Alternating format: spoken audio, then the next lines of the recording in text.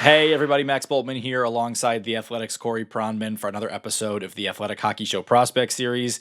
Today we are zeroing in on the 2022 NHL Draft, Corey, and it's an interesting one. We have another redrafts episode here that'll cover the 2023, 24, and 25 drafts, but 22 is kind of rich with things to talk about. There's lessons to be learned here. There's some really notable picks here. Let's start right at the top with Juraj Slafkovsky. And I remember on draft night, even the morning of the draft, it was still a very contentious topic to even theorize that the Montreal Canadiens were going to take Juraj Slafkovsky. You, as of the week of the draft, were pretty confident in it. But there was a lot of hemming and hawing over it, partly because we knew so much about Shane Wright, and we didn't know that much about Juraj Slafkovsky. 4 years later here, Juraj Slafkovsky is not just the number one player in your redraft, he's number one in a tier of his own. Yeah, and that's for multiple reasons. It's the athleticism, the big body who can skate. It's the high degree of physicality he brings to a game. He's big. He's very strong. He plays hard. He can win a lot of puck battles. He's great around the net and along the boards, and he has a lot of skill. Like he's, I don't think, I think at the draft, and I still think it remains true today. Like he's not the most elite playmaker, elite hockey sense guy. He's not a game breaker like a Logan Cooley is with the puck. But he still has a high skill level. He can make difficult plays. Point per game player this year in the NHL to go with that really unique set of athletic traits. And that to me, is a very rare type of player to find, even on the wing. It's the rare power winger. If you want to use a label, who can score, and that to me, I think justifies him at the 1-1 spot. Even though it's not like I don't think it's unreasonable to suggest Logan Cooley there, because he's a center. I think he could be a number one center. But as of now, I would lean Slafkovsky. Is there a scouting lesson? I mean, in a lot of ways, Slafkovsky is the kind of player that always draws the eyes of scouts. He's skilled, he's big, he can move. He had 10 points in his draft year, and I remember that was a big hang up for people. It's like, can you really use the number one overall pick on a guy who just had 10 points? Is there a lesson to be learned in any of this? It's a very interesting set of circumstances because I think often what happens is you have a player who has a great club season and then he has really bad international performances. And the question always becomes like, how much do you rate these international tournaments versus a good club year? But when it's the other way around, I think people's instinct is always don't put too much emphasis on a couple of international games, although this is way more than a couple in Yeah. Slavkovsky's case. We'll get to that. And just focus on the club season. But if you had just focused on the club season, you would have been dramatically off on Slavkovsky's evaluation. Whereas his international performance, where he was one of the best players at the Linka Gretzky, he was one of the best players at the Olympics, he was one of the best forwards at the Men's World Championship. The World Juniors, they got canceled. He was quite good in those couple of games. So you're talking about now like 20, 25 international games where he played at a very high level, which that's got to be close to the amount of Liga games he played that season. So I think it's a very interesting balancing act there. And I think it'd been reasonable to say he's somewhere in the middle. He's not like this superstar prospect, but he also wasn't an average, prospect who was just fine at the pro level. He was, an excellent prospect, not the sexiest number one overall. If you did a ranking of one overall picks, he's towards the bottom end of the last 10 years, but he's I think a very deserving number one. And he's still number one in this draft class for me. It comes out to be a really defining draft for Montreal because they get number one Juraj Slafkovsky and they get in the second round Lane Hutson, who's the number three player on your redraft. And I'm sure that there are Canadiens fans out there listening to this thinking that the order of those two guys could be reversed here because Lane Hutson has been such an important piece on that blue line. But I do think the Olympic factor of what Juraj Slafkovsky has looked like in some of the biggest competition, the biggest games, it does underscore why you value his archetype so much. Like it's Lane Hutson's point totals are incredible. He's an awesome player. I thought he had a phenomenal playoffs. But players like Juraj Slafkovsky are just as rare, in my opinion, in the modern NHL as that elite puck moving defenseman. Yeah, I just feel like with Slavkovsky, when the whistles get put away, and the game gets really fast, like that's the kind of player that can really take over. And I know he hasn't taken over in the NHL playoffs yet, but I think that's the kind of guy that you envision doing that. And like you said, he has done it in big games, such as the recent Winter Olympics. Yeah. Looking at the very top few tiers of this redraft, Corey, it was a little bit of a blast from the past to a time where everything was littered with NTDP kids. Logan Cooley's at number 2, Lane Hutson's at number 3, Cutter Gautier's at number 4, Jimmy Snuggerud's at number 5, Frank Nazar at number 6. Those are actually the top 4 tiers. So it's Slafkovsky in a tier of its own, and then 3 full tiers that are all NTDP kids. 5 of the top 6 here. We haven't seen that in the last few draft classes, and I wonder, like, what does that say to you, if anything? Is there a conversation to be had here about the NTDP? And I wonder when we're going to see it next, because I think that's always kind of been a political tension point with NTDP. Is one thing you're going to see a common thread there is that Frank Nazar, Jimmy Snuggerud, and Lane Hutson were on the second power play unit on that NTDP team. They were, the first power play was Cooley, Gauthier, McGroarty in the bumper. Seamus Casey ran the point. Ike Howard, I would think. No, it was like the Bruins, like 5th or 6th round pick that year. I forgot who the guy was. Cole Spicer. Okay. He was the net on the first power play, and the second power play was Howard, Snuggerud, Hutson, Nazar, and Stramel. Pretty good. Yeah, no, it was an amazing team. It was amazing they didn't win the U18s that year, to be perfectly honest. They were upset despite outplaying Sweden pretty significantly in that gold medal game. Matthias Havlid. And that was the Osland Lekkerimäki. Yeah, that was not Matthias Havlid. Whoever the goalie Havlid is that had that monster gold medal game. Hugo Havlid. Hugo, yes. And yes, that was the Osland Lekkerimäki Ogren group. But yeah, so you always kind of find the talking to coaches, agents, etc. That's always a issue with the NTDP is who gets promised that first power play time, who gets promised the prime opportunities. And when that was the best avenue to develop yourself for college hockey as an American prospect, it was always very political. But now you're seeing a lot of kids just say, well, if I'm not getting that guarantee, I'm out. And I'm just going to go play CHL. So I do wonder when we see that next truly loaded USNTDP team again, quite frankly. Let's talk about, we addressed Hutson, but Jimmy Snuggerud's another guy who was not thought to be in the same level as some of the names that we've mentioned there. By the end of the draft class, Cutter Gauthier, obviously goes 5th overall, but he had worked his way firmly into the top 10 conversation. Cooley was there all along. McGroarty was at the fringes of it for quite a while, and Frank Nazar even was there. The Red Wings had the 8th pick that year, and I definitely remember there being a lot of talk about should they take Frank Nazar there. Jimmy Snuggerud, I don't think was really ever in that range, and yet here he is. As we look back 4 years later, he's number 5 on your redraft. And he was a top line guy on that team. He played on the wing with Cooley and Gauthier. The concern with him was always down to skating. And I think, he's shown a little bit more offense than people expected of him when he turned pro and even at the college level.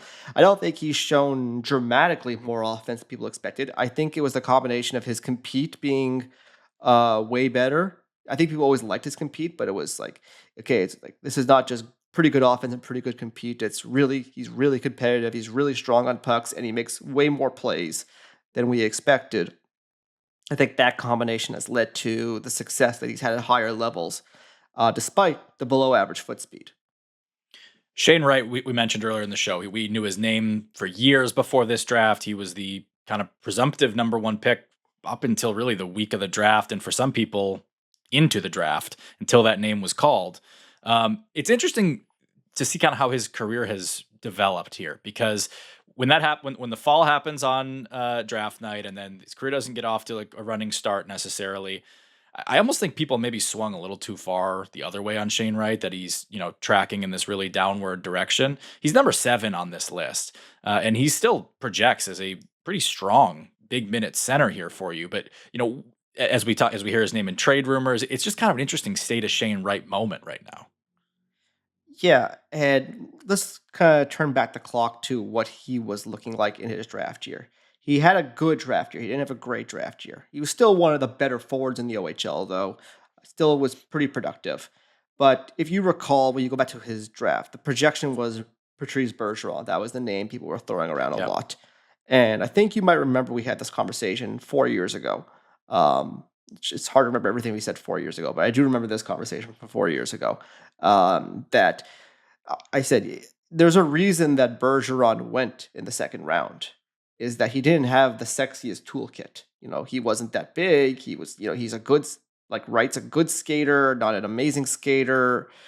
Bergeron was never considered to be this dynamic scorer. So despite his great hockey sense, his great competitiveness, and that those traits were not just really good, but elite special was kind of where he was underrated. You know, trying to project when you're projecting 17-year-olds into the NHL, you'd like the tools to be a little louder, especially when you're picking in the top five. If you want to pick the super smart two-way guy in the 20s, like I support that. If the first thing you tell me about a center in the top five is how good a defensive player he is, like that's not the first thing I want to hear in the top five. I want to hear how he's got elite skill. I want to hear how he's got elite skating. I want to hear how he's a freak athlete. Like those are the things that get me excited. So right away, that was a risk factor there. Second thing was in his draft year, I brought up numerous times, you didn't have those moments, games, stretches of games where you could say he really took over. Another red flag, which again, with the not sexy toolkit, like that, these were concerns. And I still had him rated very high. And I still think he's going to be a good NHL player. He could be like a long term third line centerman. But it is really, I think, an interesting lesson in how projection works. You know, you it's great to use these comps like a Bergeron, um, but it really has to line up. I'm not even sure that Wright was ever that elite defensively in junior. I think he was a good two-way player. I don't think anyone ever watched him and thought his compete was more questioned by teams than it was considered a elite trait. Yeah, this has been one of my biggest lessons in the time since I've been doing this show with you and started watching prospects more. Is I think I had this when I was looking for comps. I think you often kind of start with the point totals. What kind of production range is he going to be in? And the trap that I fell into, and to some extent still do sometimes, is that when I see a great defensive player, I immediately start comparing him to the best defensive players. And often the best defensive players don't have that high point totals, and suddenly it can seem very attainable. So you look at like an Anthony Cirelli, who's often scored in the 40, 50 point range, and you see a center who you think is going to score in the 40, 50 point range. And I had this with a guy we'll talk about in a second, Marco Kasper. I went, okay, so he's going to be Anthony Cirelli, and that's a, Selke finalist type. But the bar between a good defender and a Selke finalist, Selke top five player is still significant. And it's sometimes just as significant as the gap between a 50-point player and a 70-point player. And And Sorelli, another guy who went third round, not top five. exactly, right? And William Karlsson, right? It's kind of would be another one that I would compare Casper to, and have. But your point is so spot on about like when you see a center that high in the draft, the two-way is a selling point for me, and I think it always should be. Like if you're good defensively, but I do get your point that you don't want it to be the first thing you're saying. You want there to be a carrying trait, and oh by the way, he's really good at this, so there's this really good floor. But you want to be dazzled by whether it's skill. I think smarts would be the thing I would value most in a center, right? Like Leo Carlson and Anton Frundell, I think are really good defensive players, but there's a real offensive savvy to both of those guys. That's the first thing. And in Frundell's case, the shot. That's the first thing you're going to tell me about. Yeah, even a guy like a Barkov, who obviously is at the elite parts of that his skill level was high Yeah, end he's an when 80 he was point a player. teenager. Yeah, so like there was more to him than just he's a good two way player. He was drafted by Florida in part because he had a ton of skill, a ton of playmaking in his game too. Yeah. All right. So I mentioned Casper. So he's one that obviously I see every day. But I get why you dropped him from where he was drafted here. It was a tough year last year. He had 19 points. I was surprised at how low he ended up here for you, and he's at number 17 for you. And I think some of the names that surprised me to see ahead of him, Yuri Kulik, Yanni Neiman, Reed Schaefer. These are all guys who haven't come up and produced that much in the NHL. Connor Geekie, even, I know there's a little different physical profile there, hasn't really come up and produced in the NHL. I'm curious, like, why does Kasper, and it's all one tier, but why does he lag behind them for you? Yeah, there's that group there of Schaefer, McGroarty, Neiman. They all kind of like fit the similar profile of below average skaters, but big bodies. In case of McGroarty and Schaefer, elite compete. And in the case of Neiman, a guy who scored at a significant pace and at every level he's ever played at the especially versus men. I just think those are guys that have chances to be top six forwards, and I kind of think with Kasper, I'm viewing him more as a third liner. I'm not even sure it's a third line center now. Quite frankly, he might be a third line wing. He might be a third line center. We'll see with time. But that's kind of where the small delineations were. But something I always say, like if we were in a room and you were really passionate about getting Kasper over those guys, I think it's like really close. Like it's a big clump of guys there at that point, essentially. Kulich, I think when he's healthy, everything I seem to be pointing to the fact that he is healthy now. Like he looked like a really impactful young player there for Buffalo when he was going. So I'm kind of putting in there that his health is fine, but obviously if his health isn't fine, then that's a whole separate issue. But that's kind of the crux of where I fell on those guys. Like McGroarty had a great year in the American League. Same thing with Neiman. Schaefer was really good down there too. Like, and he's got an elite physicality to his game as well. Like, I think those guys, like, there's a lot of projection there. Obviously, Connor Geekie, where I have him too, I have him in the top 10. He had a monster year in the American League. There's still 4 years out. It's kind of funny because it's a funny time to be doing this kind of exercise because I think you're still in the middle of things having played out and the draft having distinguished itself especially with those top couple of players. But then there's still some projection left. And even for the guys who have made the NHL, like Kasper, like Minchikov, like Sam Rinzel, like there's still some remains to be seen in terms of what they ultimately become. Yeah, my gut is that this year, I mean, last year Kasper's production was rough, but the shooting percentages were all weird. I mean, the expected goals numbers say he actually should have generated more than he did as a rookie. And I thought that was, my guess is he's going to end up in the 40s this year, and he's going to play a top six center role for the Red Wings. It obviously helps. I don't know that he's going to be able to stay playing a top six center role for his whole career. And I think that's kind of your point is, yeah, he might end up settling into a third line center role. But I think if he does, it will be along the lines of like one of those true top 3Cs. He's played on the wing. I get your point there too. But my gut is he's going to have a pretty big bounce back this year. But we'll have to see. You mentioned Minchikov, and he's another guy who the arrow's been kind of all over the place for him. I think a year or two out from this draft, he was 7, 8 top players in this class. It hasn't gone quite that way since for him. And he kind of is a good window into talking about some of the defensemen of this crop. I mean, Simon Nemec went 2. He comes in at number 10 on your list, just got the big contract in Calgary. It looks like things are kind of trending back in the right direction for him. Matejchuk right behind him, Leon Bichel at 12. But David Juracek, who went, I think, 5 or 6 in this class, 6, I believe, to Columbus, not in your top 25. Sam Rinzel's kind of worked his way, but he's 20. Minchikov's at 19. There's still a lot to be figured from this blue line group. Yeah, I mean, I think all 4 of those defensemen that went in the top 10, Nemec at 2, then Juracek, he went 6, Minchikov at 10, Korchinski. Yeah. I don't know if any of those teams are really thrilled with any of those draft picks. I think Minchikov, I think they're somewhat satisfied with it, but probably not jumping up and down about it. And Nemec, obviously, he's a good player. I don't think he's a great player, but he's a pretty good player, and obviously he just got traded by the team that picked him second overall. I think people always view it as the riskier position to draft, and I don't think that's always true. I think generally, if you look at where teams get premier defensemen from, it tends to be from the draft. But it's a data point towards that argument that if it's close, take the forward. Yeah, and I wonder for the Devils. I mean, I don't remember what we were saying about that pick at the time.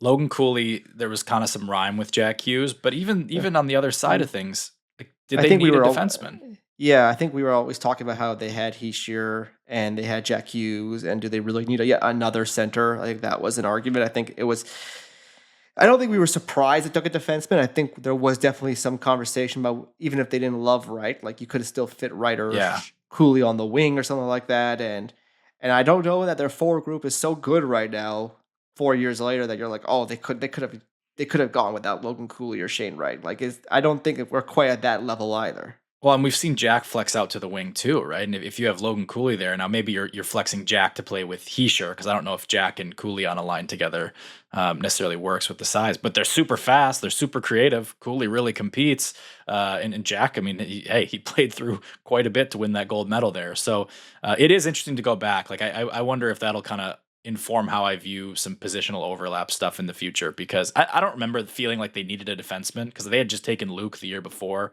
So I don't know if they needed anything. I think we were viewing this like a just kind of a coup for them to be in the top two. But And I do remember when they took Nemec and then Casey. I remember looking at that situation, being like, "Man, that's a logjam waiting to happen."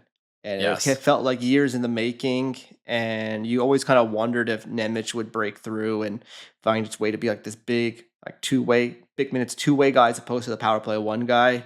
And it never really quite happened in New Jersey. And Casey, who I think is just an okay prospect, is kind of still in the minors right now. yeah. All right, a few other risers that I wanted to hit just really quick here. Tristan Luneau goes. We talked about Hutson at the top. Obviously, that's the biggest rising, arrow up player of this class. But Tristan Luneau went 53. He's 21 on this list. Sandis Vilmanis was, I think, after pick 150. He's now 26th on your list. Like, these are some big risers.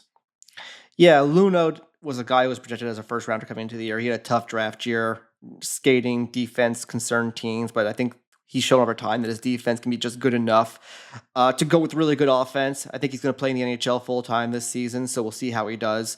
Um, and then Vilmanis was a really tricky one. He had a great UA Team Worlds that year. Latvian who played in Sweden. I think that's kind of a common theme I'm starting to hear from NHL people. Is that when somebody comes over from a foreign nation to another European nation, like Slafkovsky did, going from Slovakia into Finland, there could be some struggles initially, and so Velmanis' production wasn't great. But I think over time you've seen him develop into this really good two-way player, a guy who's never gone to play with the senior team like he did at this past Olympics or Men's World Championships. He looks really good for Team Latvia. Good skater, good compete, good enough skill, potentially be a middle six wing for Florida. Anything you want to say about Hutson? I mean, I guess I've been kind of skimming through this, but he is maybe the story of this class. Yeah, he is the biggest riser. He's the biggest. If you look at terms of where I had guys rated, I think I had him like in the mid-20s to where I finished. I think he's probably the biggest swing in terms of how much his rating has changed. And one of the most fascinating data points in terms of players we've evaluated over the last few years, because like I said, it's crazy to think he wasn't even running the NTDP power play in his draft year, considering the level of offense he's now shown. And we were debating him a few weeks ago, but whether he should run the next World Cup power play. And I don't think it's an unreasonable argument. We didn't agree on it, but it's not unreasonable. You look at his production; he's one of the top producing U.S. defensemen in the NHL right now. He has elite offense, he has elite skill, elite hockey sense. Now here's where it's going to get tricky: is I think people will look at Hutson and be like, "We should just take the swing on the skill." Yeah, they just swing on skill. It's just that simple. So let's presume that if you drafted a guy in the top 2 rounds who's 5'11" or shorter, you're primarily drafting them for skill, right? Is that fair to say? Skill and probably skating, shiftiness. Yes. Yeah. Yep. Yeah. So let's look at all the guys who are 5'11" or shorter drafted before Hutson. Just to go through this exercise, we're gonna go past Cooley because he was a top 5 pick. So I think Casey was drafted before him, was he, or was Casey right after? He was before. We'll get through this. I'm going to rattle them off real quick. Okay. Because I've done this before already. Matt Savoy at 9, Dante Matejchuk at 12, Frank Nazar at 13. Those all end up being pretty good, although Savoy's kind of like a bottom 6 guy.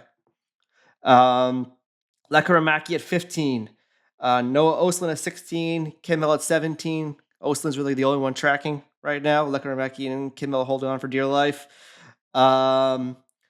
Philip Meshar, first round pick by Montreal, looks like a miss. Isaac Howard, 31. He's kind of just holding on right now. Owen Beck, 33 by Montreal. He looks like a potential bottom 6 guy. Furcus, 35 by Seattle. He's doing just okay. Paul Ludwinski, 39 by Chicago. He looks like a miss. Dylan James, Florida, at 40 to Detroit. Looks okay right now. Is that fair to say? Yeah, I mean, Yeah. he did all 4 years of college, so now he's in the AHL. I think there's still a Yeah. pretty big question mark there. Yeah. So now we get to some small defensemen. San Jose, 45. Havlet, he looks like a miss. Casey, 46. New Jersey, he's hanging on. 47. Hunter Haight, Minnesota, he's just hanging on. Christian Cairo, 50. Small, high skill defenseman, he looks like a miss. Jack Hughes, 51.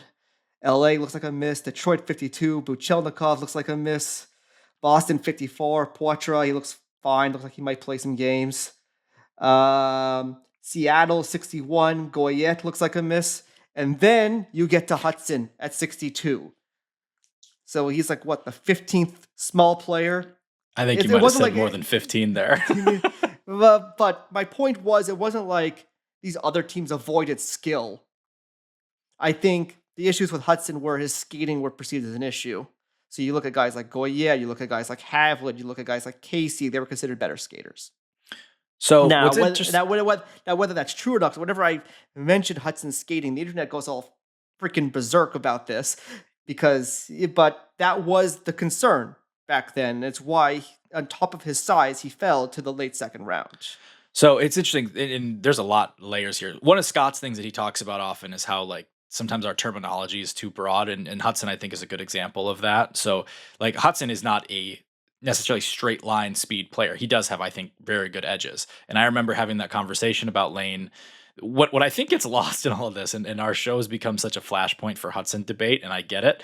I think unanimously, everyone on our show had Lane Hutson as a first round talent. In fact, I think we had him in the 20s. And I think the reason that we had him is I think he was able to kind of be assertive and enforce his will on games as a junior player. And we thought that would help him outperform what is usually expected of a guy of his size and speed. But that to me is actually another area where he has outperformed, because I think his compete, if I thought was like good for a 5'9" player, I actually think even higher of it now. I think higher of his skating now than I did at the time. And those are areas that I remember us defending and saying he should be in the first round back in 2022. Well, I think I'm sending it to you right now. Like this is my draft grade analysis from the night 2022. Montreal was the only team that got an A+.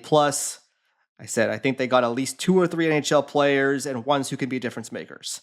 Yep. Now I thought Meshar was really good. I loved him, so I support him as a late first. That was way off, obviously, but yeah, I mean I love their draft, and I think where this got off the rails was that after his college years that I didn't like instantly jump on, oh, he's elite, he's amazing. Like, and I did the same thing with Adam Fox for what it's worth. Like, I wasn't ready to say Norris Trophy winner after his college years either.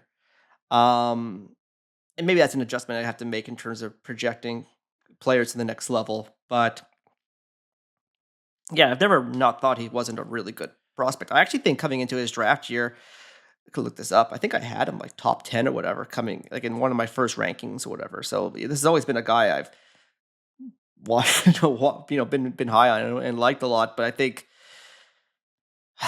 it's like I said, there were some serious risk variables there, and I think there were some serious questions by people on like, is this? Everyone knew he had a lot of offense, but I think there were some questions on, is this like special 5'9" guy offense? I think one of the things too is like we all enjoy watching the kind of hockey Lane Hutson plays. And so when we see it, we're like, more of this, right? Fans feel that way. I feel that way watching Lane Hutson play. It's like, man, this is exciting to watch. It misses a lot too. It's not like you can just see players. First of all, there's not a lot of players who are actually like Lane Hutson, but guys who you could sketch out kind of that profile. Like we've talked about Adam Boqvist. Axel Sandin Pellikka is a guy who had like record-setting production in the SHL, or at least threatened the records. I thought Scott did some real revisionist history when we brought up Boqvist the other day. That guy was dynamic. Like he was like attack, high-end skill, high-end hockey sense. He looked special offensively. Like it's real easy to just skim past that one and say, oh, and like Ryan Merkley looked special. Ty Smith looked really talented. Like it's real easy to pretend that you didn't think the same thing about some other players. I just think teams, right? Teams drafted those guys really high. Adam Boqvist was a top 10 pick. Like Ty Smith and Pellikka went in the teens. Pellikka is still early. We'll see what happens. But I'm just saying, like, even when you have that like ridiculous production at the lower levels, doing it in the NHL does just take a completely different gear. And Lane turned out to have it, but I don't know that you can really see who's going to have that gear from that profile until you've tested it. And the difference is not only that I think the offense is not only really, we always thought was really good at special, is that he ended up being a better defender, I think, than what people thought. Like, he's still not an elite defender by any means, but he competes really hard. Yes. He's trusted by coaches. All those guys that did not apply for. Boakfist, Smith, Merkley, even Sandin Pellikka right now, we'll see how it goes. All those guys are ones where you have questions on the defense. And ironically, the reason Sandin Pellikka was able to go in the teens and Hutson wasn't is because Sandin Pellikka's compete as a prospect was like a real selling point because he throws his body and 2 around. inches taller. A couple inches taller too, right? And we'll see how all that goes. My point is not to, close the book on any of these guys, although some of, Merkley, Smith, the book's pretty closed on. But all I'm trying to say is, like, we all, I think, like the idea of this player type. And to the extent that there's skepticism, it's not because we don't think there's any of them. It's that it's very hard to identify which of the guys that wow you at lower levels. Who was the Finn a couple years ago? Aaron Kiviharju, right? Like, a year out from his draft, you could have said he's going to be one of these guys, but each step up, it's a totally new test, and it can really go off the rails. Yeah, I was talking to one scout going into the draft this year because the name Ryan Lynn came up, and Villeneuve, and we're talking about these small defensemen. He made a really good point to me. He's like, these players just can't be 70% of what Lane Hutson is. That's right. With these player types, Makar, Hughes, etc., they've either got to be that, or the coach isn't going to play them. Whereas if you take a 6'4" defenseman who can skate and make a first pass, there's a variety of roles for them to play. Some of them can even run a power play. They may not be your preference, but they can do it. They can make the 5-foot pass to the left, the 5-foot pass to the right, the skate up, the drop pass. Like, there's some stuff that's, if you have a decent skill level, you can still do it, even if not at the highest levels. But they can be second pair, third pair, penalty kill, etc. The small defenseman pretty much has one role he could fill in an NHL team, at least on a winning NHL team. Jared Spurgeon, kind of the guy. It's like, but his defense, I think, is like way out punches his size, right? And so it's like that's what I think. To go back to our conversation about like centers. Well, earlier. You remember how there's always a Braden Point in every draft. I hear about Jared Spurgeon in every draft too. Yeah, exactly. And so you just have to be really careful. Like that's the analog to what I was talking about with the centers earlier, where you start going, okay, 50 points, but he defends well. He must be Anthony Cirelli. Well, if it's 40 points and he defends pretty well, he's going to be Jared Spurgeon. Maybe, or maybe it's going to flame out and go a very different direction very fast. Right? I mean, Seamus Casey still hasn't really gotten his full foothold. And to your point, he was playing PP1 over Lane Hutson at the NTDP. I really like Seamus Casey. I've been a guy thinking Seamus Casey's going to get a shot somewhere and it's going to work. We're still kind of waiting for it. Yeah, he might hit waivers this fall, and we'll see if somebody gives him a shot or not. But yeah, it's tough. I mean, you're going to see this now with like Brock Cripps this coming summer. It's a very similar profile to someone like Ryan Lynn. Is that this? Does he get comped to the same type of players? It's I think when I talk to people in the league, I think they view risk a lot differently than the public does. I think they view the risk in every draft pick at a much higher level. And I think often there's a conversation about how this can go wrong. And I think everyone always wants to hear about how it's going to go right. Yep. But for when you're in this field where most picks go wrong and most picks don't end up being what you expect them to, I think whether there's the right way to do things or it isn't, I think a lot of people will often look at these draft picks with the perspective of how is this going to screw us? Or what could possibly go wrong here? So I at least appreciate when it's their jobs on the line, not mine. If you and I misevaluate Lane Hutson or one of these big defensemen or whatever, we're not going to get fired. Well, I don't think anyways. I could get fired. Maybe I will. Anyways, but that's not... Some people want me fired for over Lane Hutson. That's a whole other issue. But my point is, I can at least appreciate why, if you're a general manager, you probably get 5 to 7 first round picks. Yeah. Over the course of your career. Yep. I can understand why you want to make sure you are very confident those picks are going to hit. Is it fair to say though, like not all first round picks are created equal? So like I don't have a problem with teams applying that like really risk management kind of approach in the top 12, let's say. But once you're into the late teens and especially once you're in the 20s, that's where like I remember arguing for Lane Hutson in the 20s that year because it's like there's at least a chance here that he's going to be awesome. And at the 20s, like there's a chance that the guy you take doesn't even play anyway. Like even the safe guy that you take might not play in the 20s. Well, Montreal took a guy in the 20s and ended up not playing. That's right. And another guy in the 30s. So like Owen Beck was like, that's supposed to be the safe profile, right? This like good two-way center. And I think he could be like a fourth liner in the NHL still, who's like kills penalties and whatnot. But I get what you're saying. Listen, I had Hutson pretty high, so there would have been a point there. Yeah. Late first, high second, where I would have supported that shot. But I can understand why people didn't have him top 15, top 20, because that range is usually what you think of more of like the sure things.